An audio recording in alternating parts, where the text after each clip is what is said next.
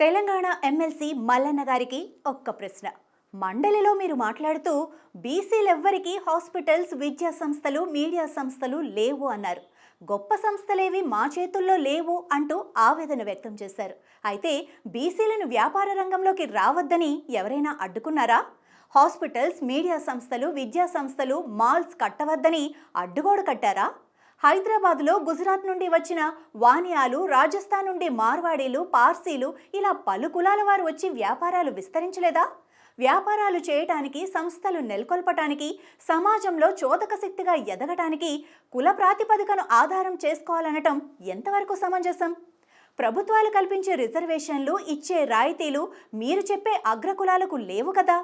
ఏ సామాజిక వర్గంలో అయినా ఆర్థికంగా ఉన్నత స్థితి ఉండి వ్యాపార దక్షత ఉన్నవారు ఆ రంగంలో రాణిస్తున్నారు.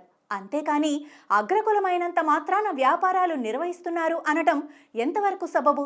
బీసీల నుండి కూడా గొప్ప సంస్థలను నెలకొల్పగలిగే వారు రావాలని కోరుకోవటం తప్పులేదు. కానీ ఇతర కులాల వారు మాత్రమే సంస్థలు స్థాపించారంటూ ఆడిపోసుకోవటం ఓర్వలేనితనం అనిపించుకోదా?